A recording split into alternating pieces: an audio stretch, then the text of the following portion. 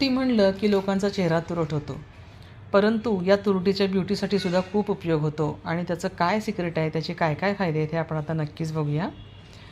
ज्या लोकांना म्हणजे बऱ्याच लोकांना अंडर आर्म्समध्ये खूप दुर्गंधी असते, काळेपणा असतो, तर त्या लोकांनी जर ही तुरटी आहे म्हणजे परफ्यूमचा वापर करण्याच्या ऐवजी जर आपण ही तुरटी आहे हिचा जर वापर केला तर खूप त्याचा फायदा होतो.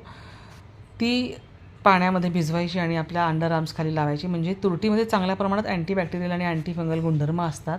त्याचा वापर केल्यामुळे जंतूंना नष्ट करण्यात आणि संसर्गापासून संरक्षण करण्यात ही तुरटी मदत करते आणि त्यामुळे आपण अंडर आर्म्स असेल, काळेपणा असेल तर तिथे वापरायचं. तसंच त्वचेचा काळेपणा दूर करण्यासाठी सुद्धा ही तुरटी वापरली जाते. काळेपणा आणि टॅनिंग कमी करण्याच्या तुरटीमुळे मदत होते. त्याचप्रमाणे घाम, तुरटीमध्ये अनेक गुणधर्म आहेत ज्यामुळे घाम कमी होण्यासही मदत होते आणि घामामुळे होणारी जी जळजळ आहे किंवा इतर समस्या आहेत त्यापासून आपल्याला मुक्ती मिळते. त्याचप्रमाणे तुरटी लावल्यामुळे म्हणजे जी मृत त्वचा असते तीसुद्धा निघून जाते. अंडर आर्म्सवर तुरटी लावल्यामुळे मृत त्वचा निघून जाते. त्वचा मऊ बनते.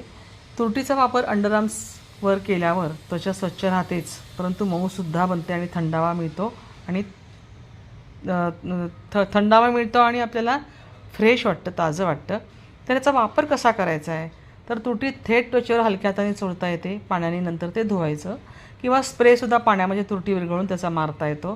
त्याचप्रमाणे कपड्यावरती सुद्धा तुम्ही तुरटीचा कपडा म्हणजे कोमट पाण्यात भिजवायचा आणि त्याच्यामध्ये तुरटी ठेवून तो अंडर आर्मवरती घोळायचा. तसंच अंघोळीच्या पाण्यात देखील तुम्ही तुरटी टाकू शकता आणि त्याचप्रमाणे तुरटीमुळे जे त्वचेवर जळजळ, खाज वगैरे असते, लालसरपणा येतो तो सगळा निघून जातो. इतकंच काय, तुरटी ही पावसाळ्यात पाण्यामध्ये सुद्धा फिरल्यानंतर पाण्यातला जो गाळ असतो तो देखील तळामध्ये बसतो.